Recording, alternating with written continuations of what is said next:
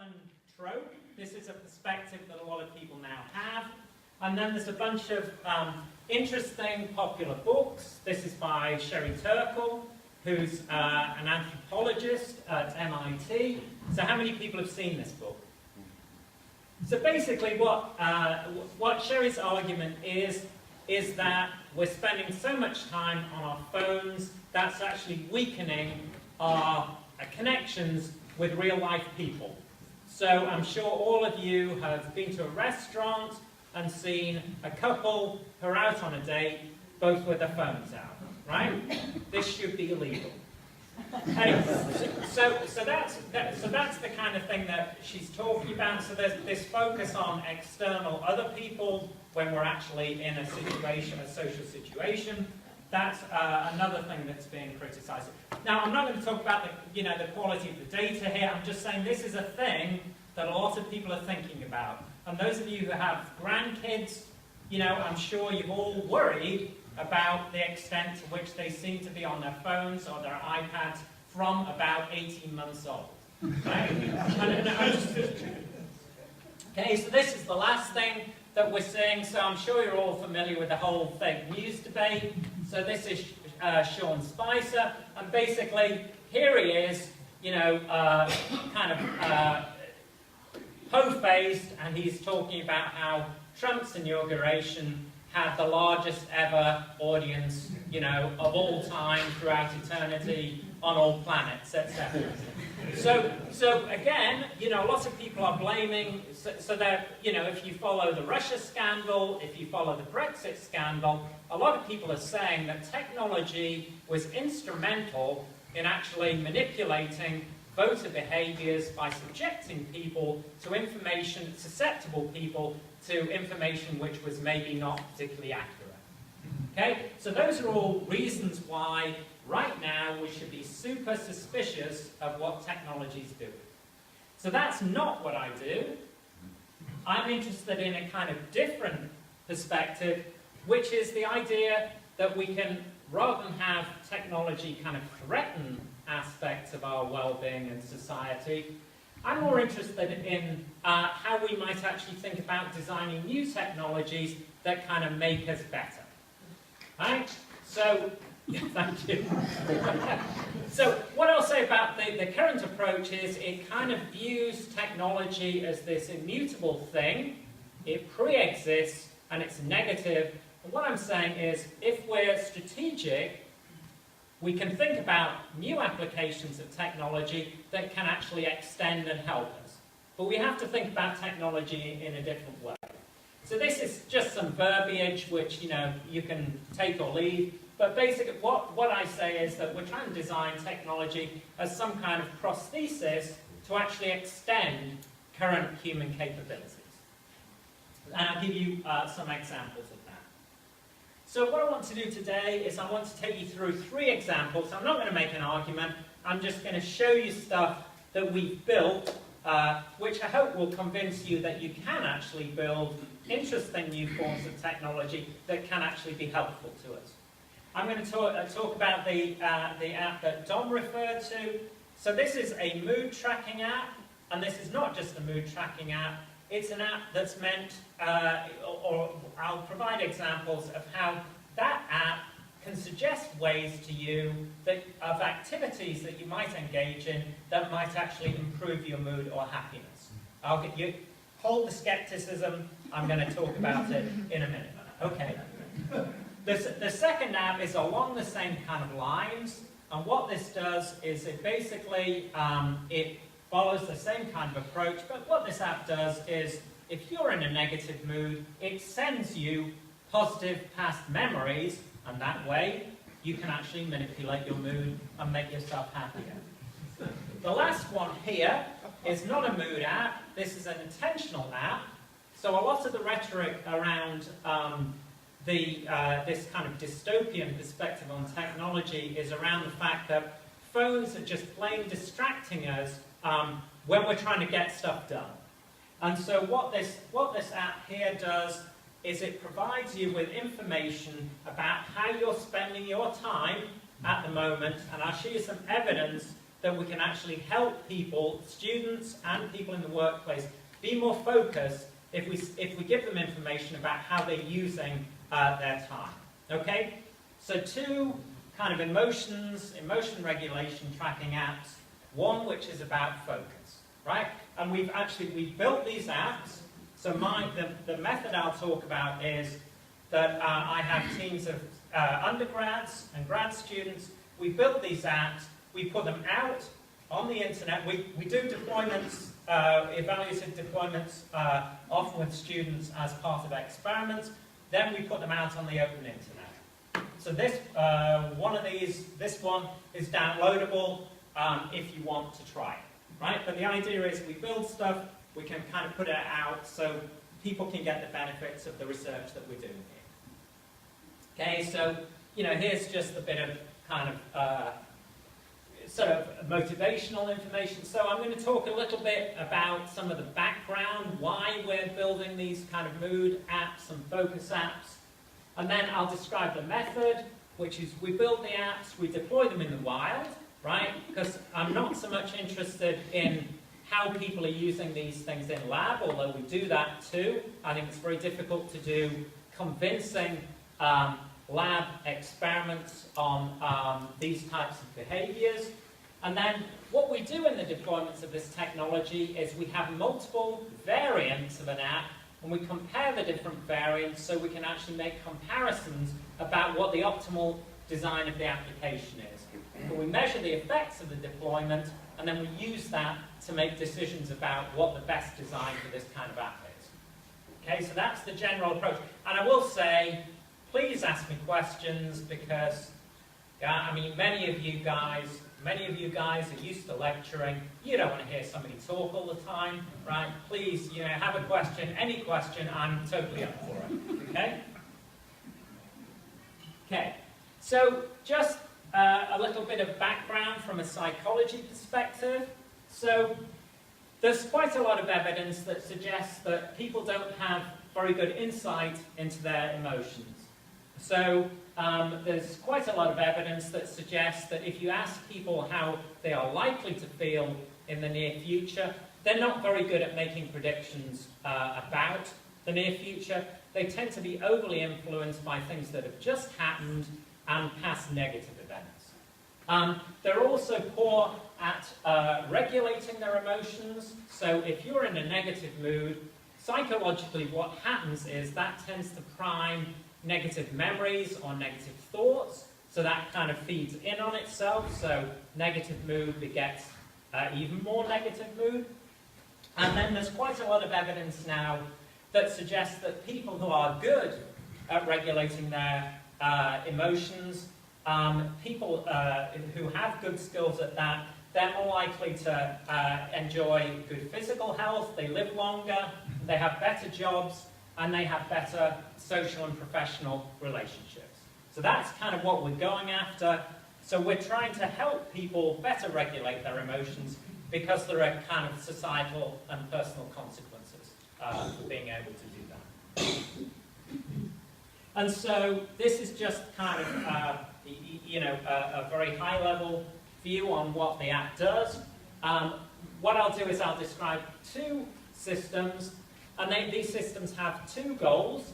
One is that they're intended to help people better understand their emotions and mood. So we make the technology so it's some kind of mirror to your emotions, because we know people aren't very good at reflecting on their emotions. And then the second thing the system is intended to do is to actually improve your emotional state. In other words, it's intended to make you happier, right? But we need these kind of diagnostics before we can actually make suggestions to you about activities you can engage in to improve your future. So, just to be a little bit more specific about it, so how we feel at any point in time is affected by many factors, right? So how you guys are feeling, you're probably feeling better now, you've had a little bit of a drink, you've had a bit of a chat, you've had something to eat, you're probably better than you were at 11:30. You're feeling more positive about things, right? And that is, you know, that is what the health science suggests. So basically, how our current feelings, our current mood depends on a multiplicity of different factors. So when each of us is trying to think about our current emotional state, it's kind of hard for us to make predictions or understand the role of those factors, because there are a lot of factors which are contributing to current mood, and also it's highly possible that they could interact. In other words, if you have a poor night's sleep, that might not completely destroy your mood, but if you have a poor night's sleep and you don't exercise, that might be the thing that really depresses your mood. So first of all, a lot of factors contribute to mood, and secondly, they might interact in quite complex ways. So as I say, the first system I want to talk about today, there's a diagnostic component, which helps people to better understand what factors are contributing to their mood. And then there's a second part to the system, which is this part, which I'll describe in a bit more detail in a minute, which actually makes recommendations to people about activities they can engage in to make themselves feel better in the future. So, how does the system work? It's on your phone. So, I guess almost everybody now has a smartphone. I guess the penetration in the general penetration of smartphones is now between 90 and 95% in the US. So what happens with the application is, a couple of times per day, you get a prompt from your phone, and it says, how are you feeling? Right? And that's the mood prompt. And on the basis of that, you tell it that you're feeling, you know, pretty negative or pretty positive. And then it asks you a bunch of quick questions. So it says, it asks you how you've eaten, how you've slept, whether you've exercised, and then these are, because everybody's kind of different, people can set up their own personal set of factors that are actually contributing to their mood. So that's the first part. You generate a mood rating, and you generate a set of explanations for yourself about what factors are supposed to be contributing to your mood. And on the basis of this, after a couple of weeks of you using the app, we can build a statistical model of what factors predict your mood, right? And I'm going to say one technical thing, and you can take it or leave it, right? So what I'm going to say is, for those of you who are interested in statistics, this model that we have explains about 63% of the variance, right? And the people here who are social scientists will be absolutely astonished about that level of accuracy, because this is behavior for people, everyday behavior for people in controlled settings, in uncontrolled settings, and we're still getting relatively strong predictions. And that's important because you want to have a relatively accurate model when you want to make predictions to people about things that they might do on the basis of the model that you have. Okay, so anybody any questions? So this is the diagnostic component. So what we're trying to do is we're trying to say, for you, as a person, we're trying to build a model which says, the important thing for, let's say, you, is if you're going to be happy, you have to sleep well. The important thing for, let's say, you, is if you're going to be happy, then you have to exercise and you have to eat well. Right? So each person will have an individualized model that's built off the reportings that they've done to us. Yes?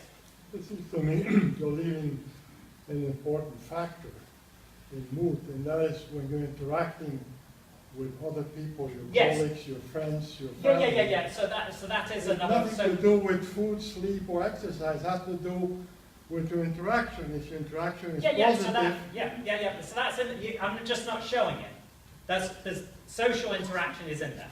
Social interaction, I think, is very important. Yes, and that's just not shown on this particular. That's part of the model, right? And it's important for some people. It's not so important for other people. But yes, that's in there. Yes.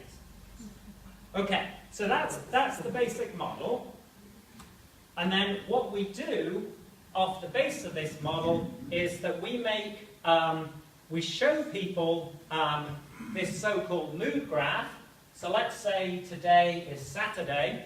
Now you're all retired, you don't really know what day of the week it is. That's a terrific thing, and I'm looking forward to that. my daughter just got back from college and she said to me, what day of the week is it? And I thought, fantastic. That's a great situation to be in. Anyway, so let's pretend it's Saturday, but we don't care, right? So these are the mood ratings you gave yesterday, the day before, and today. And what we can do, now that we have this statistical model based off information that you've given us, is we can make a prediction about how you're likely to feel tomorrow and the day after, right?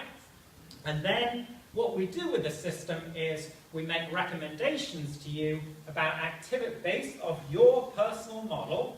We make recommendations to you about activities that you might schedule, which if you do schedule them and you do act upon them, are likely to improve your mood, right? So for this particular person, we make recommendations off their particular model that if they engage in particular eating activities or particular social activities, right, so this could even be your model here, then we ask people, what the app does is it asks people to schedule those activities in at a specific time, and what we do is we show you the results for you on your mood if you happen to schedule those activities. Right, so basically we have a predictive model, and what we say is, if tomorrow you decide that you're going to have your favourite dish, whatever that is, followed by planning some social activity, then your mood will change from this to this. Right? So that's the goal of the application, is to get people to change their habits based off a model that we're building of them. Okay? So that's how the thing works. Has anybody got... And we've tried it, before we deploy these things, we try them out with different people, so we make sure that everybody can understand what this means, and we've tried various different ways of showing this information in such a way that the average person can understand, what this data means, and also the average person knows how to click on these things and schedule an appointment for themselves the next day. Is the model construction occurring within the cell phone itself? Yes. Or external at a cloud site? Yeah, sorry. So in this version, we basically build the models on a server. Okay. Is that a security question you're asking me? It is a security question. Yes. So we've experimented with both. Right? For computationally, it's clear, right? Computationally, you want to do it on the server side. Yeah. Security, you want to do it on the client side, right? We can talk more. Yeah. There's pros and cons. There's no great solution, right? Yeah. This shows an improvement on the next day. Yes. But none on the day after. That's because we haven't made a recommendation to you, right? So when this becomes today, on Monday, you'll get some recommendations here. So we're not asking you to we're just asking you to schedule for tomorrow.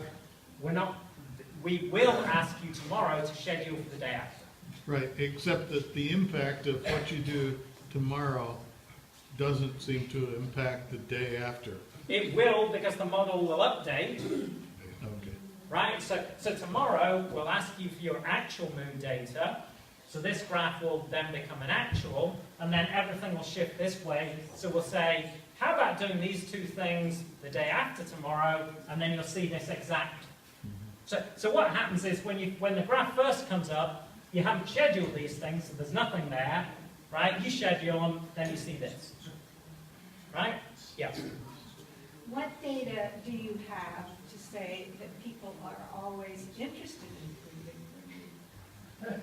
That's a very good question. So I will say right now that we are supposed to be in what's called an anxiety epidemic.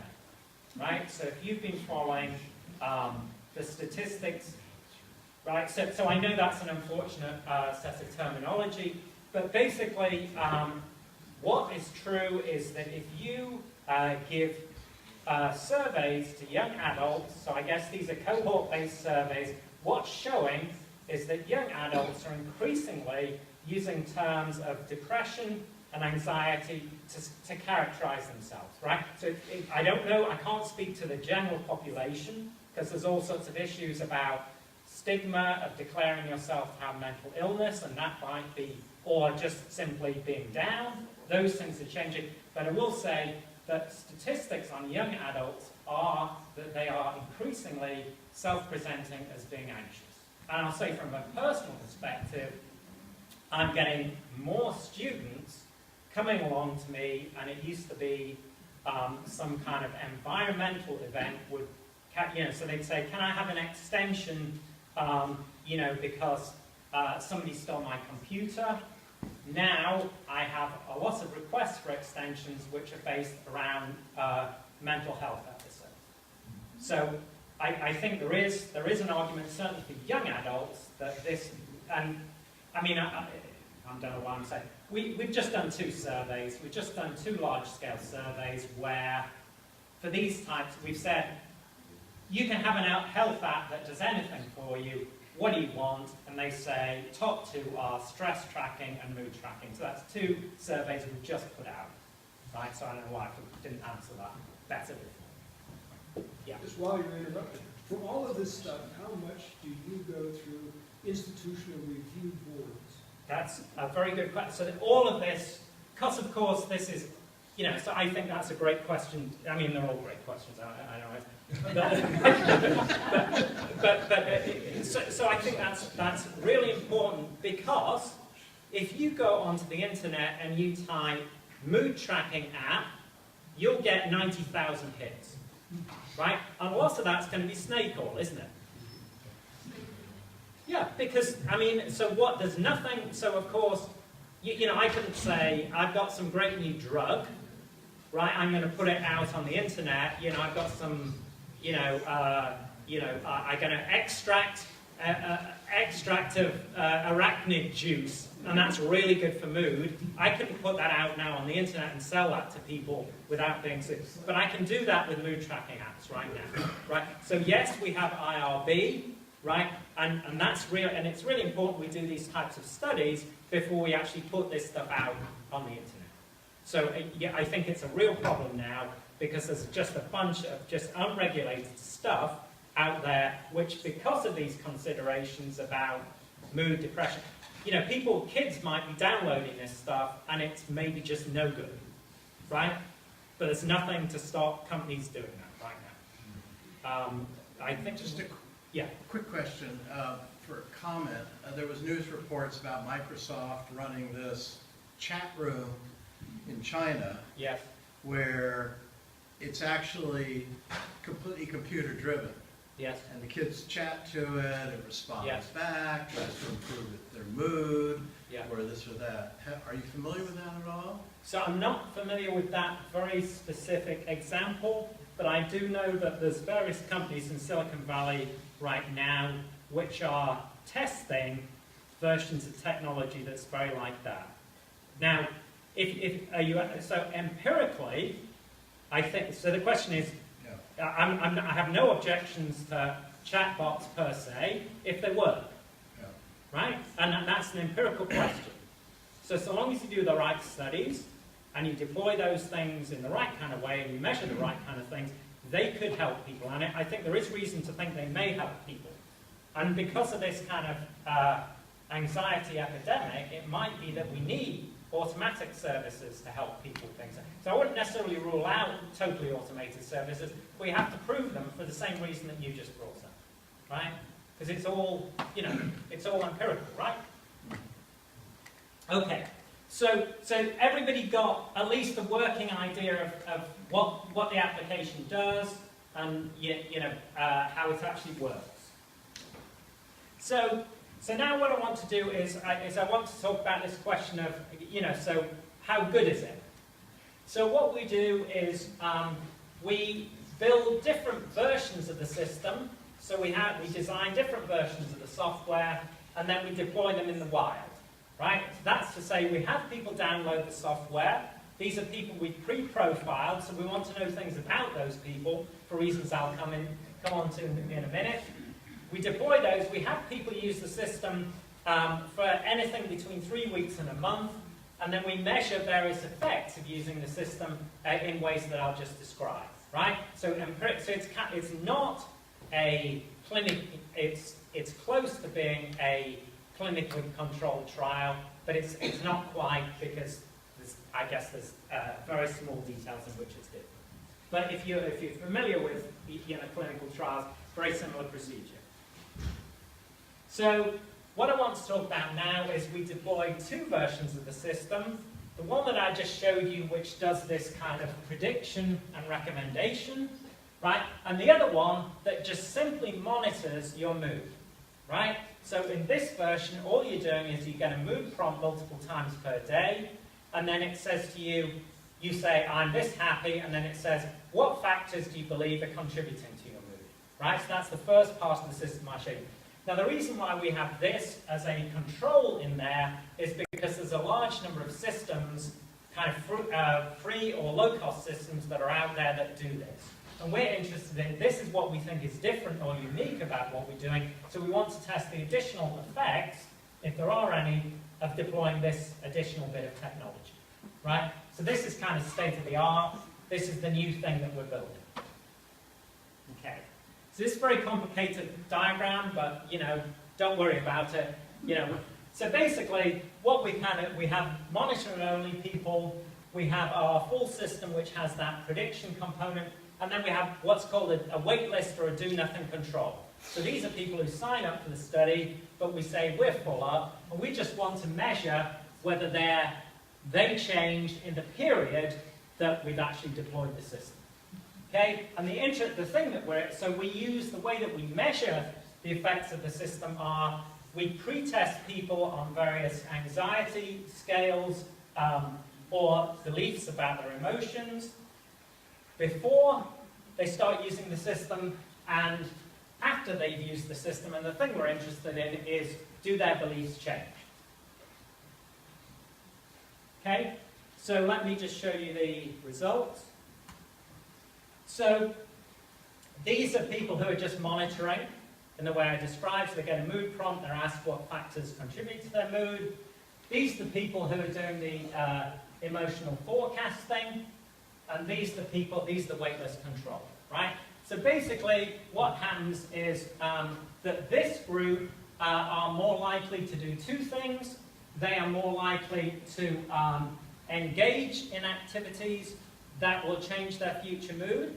So in other words, if a bike ride is a really good thing for your mood, once you use our system, you're more likely to schedule activities like that, and also you're more likely to believe that those activities are successful, right? So that's the idea of the system. One idea of the system is that we're actually trying to get people to engage in more of these types of activities. And then the second thing, another thing that we're doing, obviously, is we're tracking people's mood on a daily basis. And so what we see here is that people who are using our system are likely to be happier, have a better mood on a day-to-day basis than people who are just kind of monitoring their emotions. So this is the thing, we're supposed to be boosting people's happiness. That works. And then we have this other question, which is kind of interesting, in my view, which is kind of like, it's a question which is about whether or not, to the extent to which people feel they have control over their emotions and their mood. So one of the key questions here is, my emotions seem to belong to me, and what's the case is that for people who are using the Whittaker version, that's the predictive version of the system where they're scheduling their activities, they're more likely to believe that their emotions are things that belong to them and that things that they can actually control.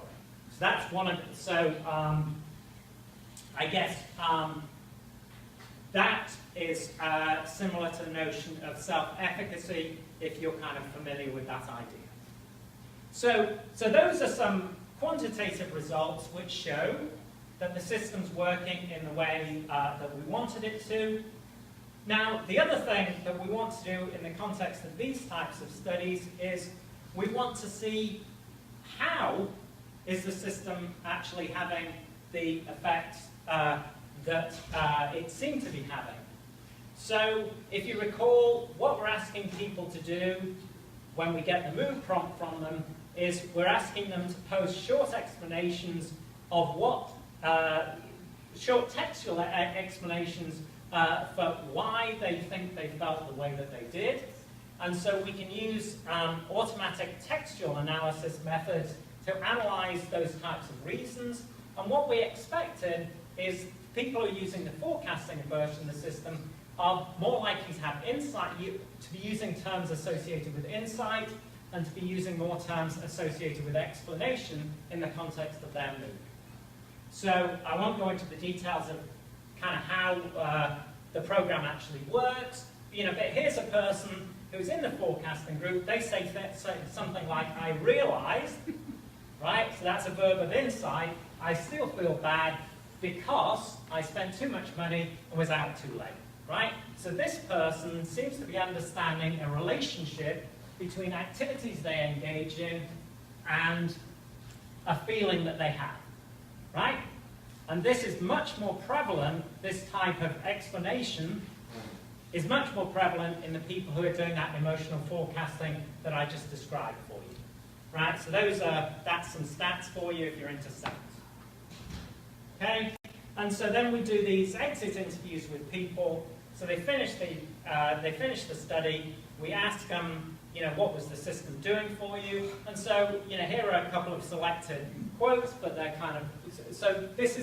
These are people who are using the emotional forecasting app. They say things like, I'm more aware of the different things that affect my mood. I think that's valuable to see how things would affect my mood. For instance, sleep, my job and partner. I don't really think I gave it much thought about that until I could actually see it in visual sense. So this is more insight into the factors underlying mood. And this is more about feeling that you can control over your mood. You realize you really do have the ability to change your mood. Right? So they feel that they're more effective. You know that you do have the power to actually, go from a 0 to a +1. Those are on the scale. It makes you accountable. Okay? So this is insight. This is kind of like a feeling that you can kind of change the way that your mood is. Okay, so that's the first deployment. So I've taken quite a long time on that one. But does anybody have any questions, right? Yes? I have a question. Yes. Have we done follow-up? I'm curious about the permanence of this when Great question. Not doing the monitoring. Right, great question.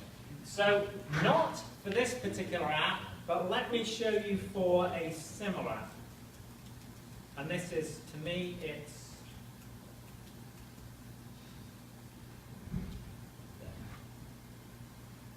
Okay. So this is a similar app, right? And so what we and these are different well-being happiness scales, right? And so this is evaluation at pre-test, post-test. This is after using the system for a month, and then we go back to them 4 months later, right? Now, what's really interesting is I'm just looking at the people who have not been using the application, right? So we have some people who are still using the application, right? These are people who have not been using the application. And what you see is that for some of these well-being measures, people are continuing to improve 3 months after they've not been using the application. So it's kind of like they've internalized the lesson, right? And they continue to exercise it. So they have a self-feedback that they're feeling. Yeah, so basically, let's say you never realized that hanging out with this particular person profoundly depressed you, right? And that's something you learned from the app. I'm naming no names. We're all friends here, right? Okay, let's say that's something you learned from the app, right? You don't need to still be running the app if that's all, I really enjoy it if I engage in, maybe it's like, I just get such a kick out of playing bridge, I should do it more often, right? And you say, okay, well that's something I'm going to try and do on a weekly basis, right? But you don't need to use the app anymore because you've internalized it. So this for me, I'm excited about everything, but I'm really excited about this type of result because it's relatively long term. And we have people, for this app, we have people who are using the app after a year. Right? But what I'm talking about here is the people who dropped the app, they're still getting something from the experience. So did I see? So look, so I've been talking for about 40 minutes. I can do another one that's similar. right? Again, which is about emotion. But why don't I talk a little bit about focus, which is a rather different type of app, and then we could, so we'll have something different, not more of the same, okay? So I'm going to skip over the next bit of the talk, and then let's.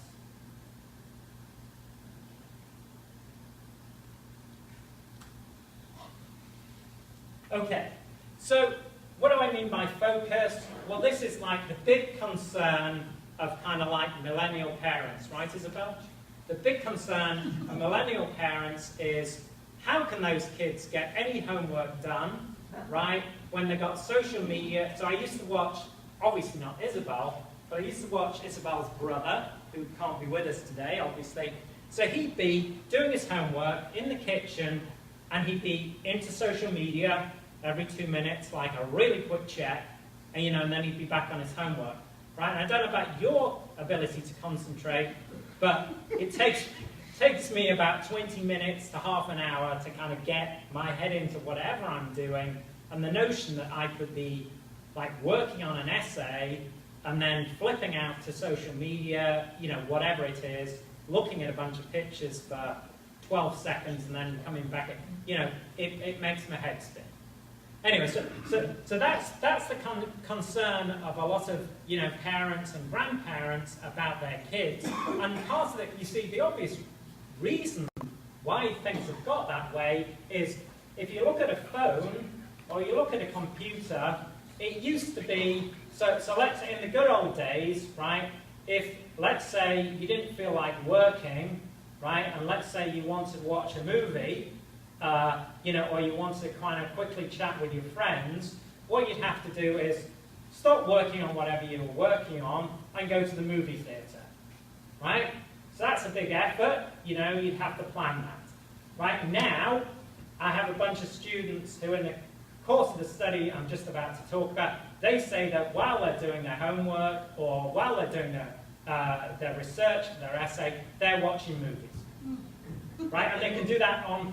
The temptation is everything's right here for you on the same device, right? So it's not like we didn't have these temptations in the past, it's that we couldn't realize them immediately, right? And so the same thing, the same thing is true of social media, that, maybe you're getting a little bit bored with the research you're doing on your essay because it's getting a bit tough. Oh, well, why don't I just see whether anybody's responded to that, really funny picture I posted. I'll tell you about the funny picture I was unable to post maybe after the talk. But anyway, so does everybody have the idea why concentration and focus are a problem with modern technologies if you didn't already clearly have that idea before I started talking? Right? So it's just because you can do everything on this device. Okay, so now just a little bit of background research. So these to me are astonishing statistics. So there's now instrumentation of both students and people at work. So basically, they have a program which watches how you're using the applications on your computer. And astonishingly, people at work and students spend less than 1 minute in each application before they change it. Right? In other words, let's say you're trying to write an essay in Word, or you're an office worker and you're trying to write some kind of report. Well, on average, you spend less than 60 seconds on that report before you go out to some other app, right? And part of the reason for that is clear, is you might be, let's say you're an office worker and you're trying to write a report together with a bunch of other people. Well, those people might be emailing you stuff that's relevant to your report, but surely they can't be emailing you at that kind of rate.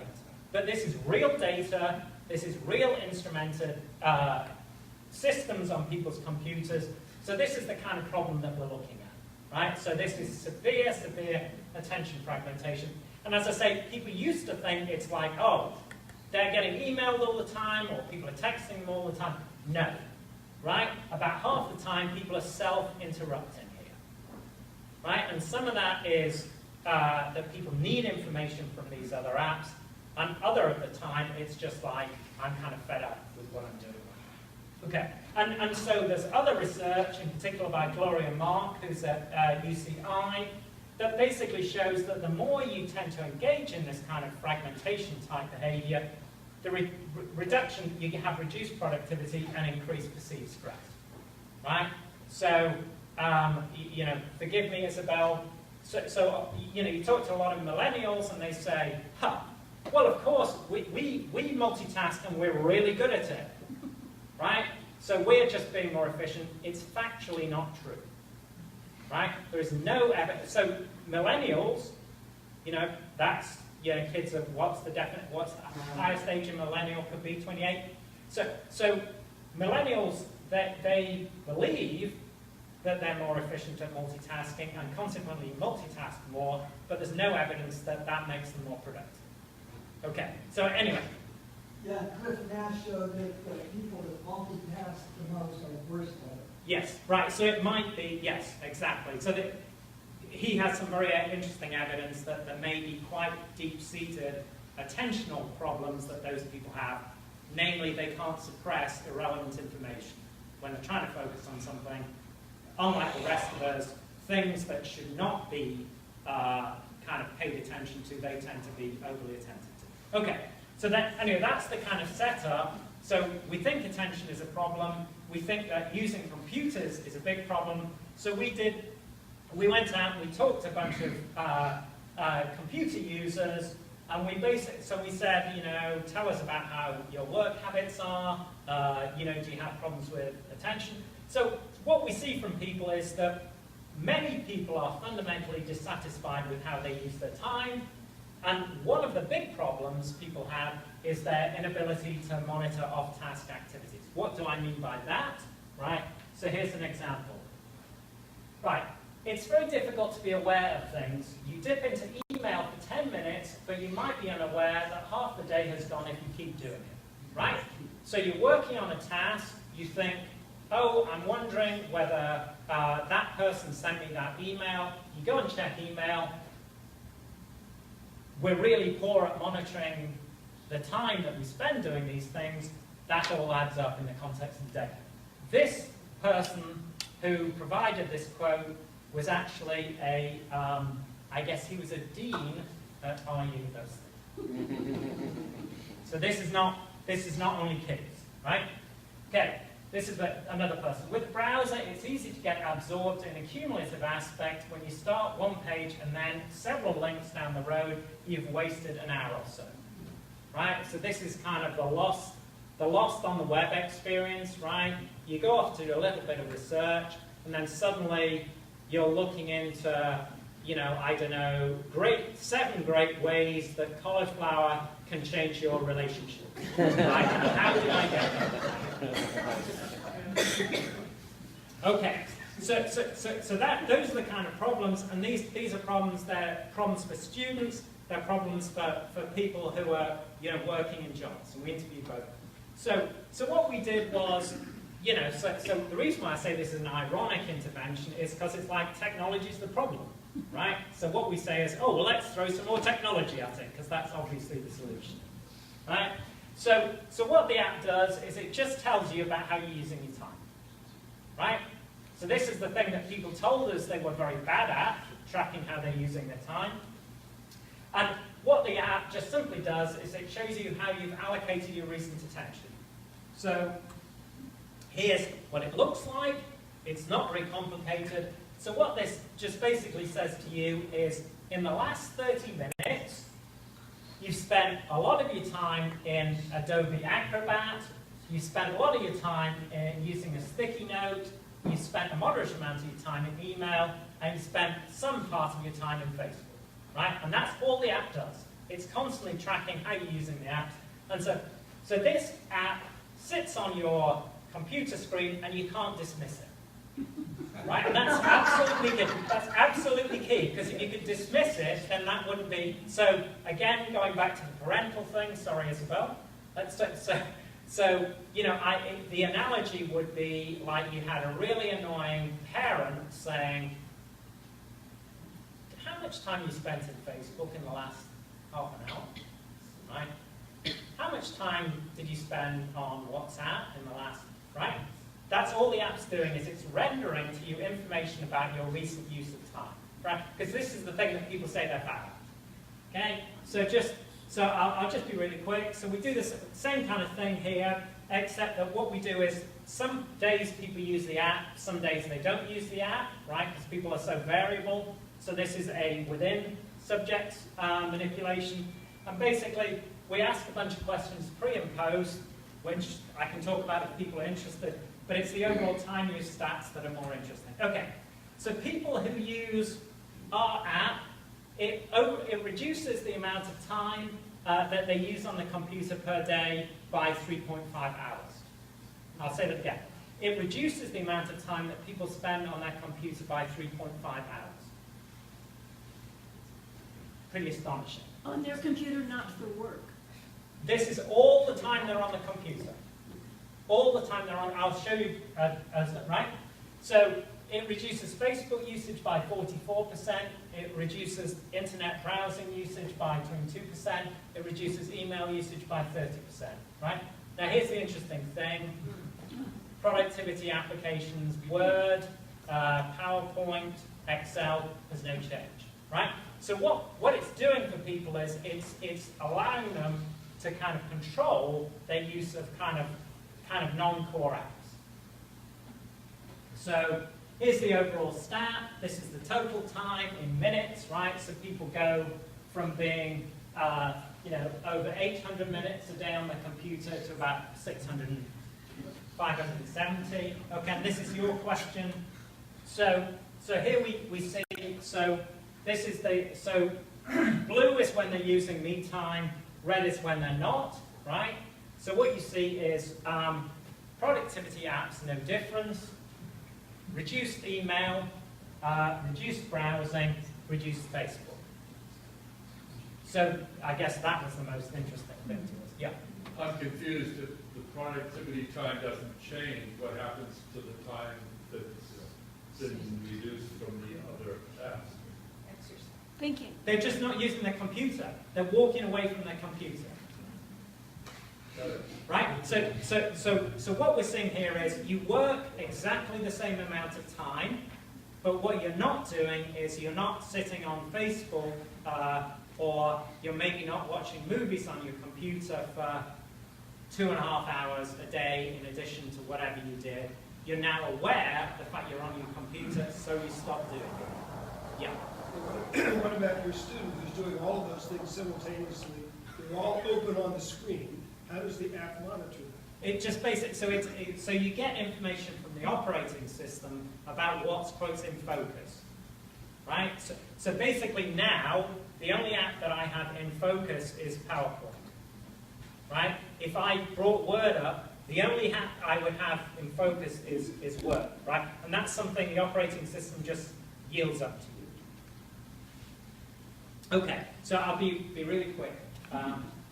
Okay, so we also, we interviewed people and we found that their perception of how they use time changed. By the end of my first day of awareness logging, that's using the app, I spent much less time engaging in unproductive breaks and spent the majority of the time on task. Having to hold myself accountable made this epiphany all the more apparent. So I'm done.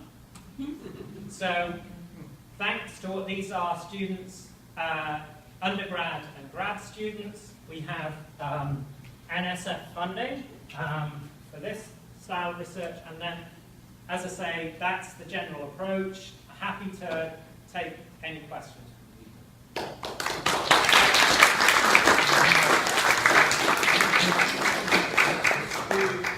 Steve, I'd like to thank you for a very stimulating talk on behalf of the audience. We had a lot of questions.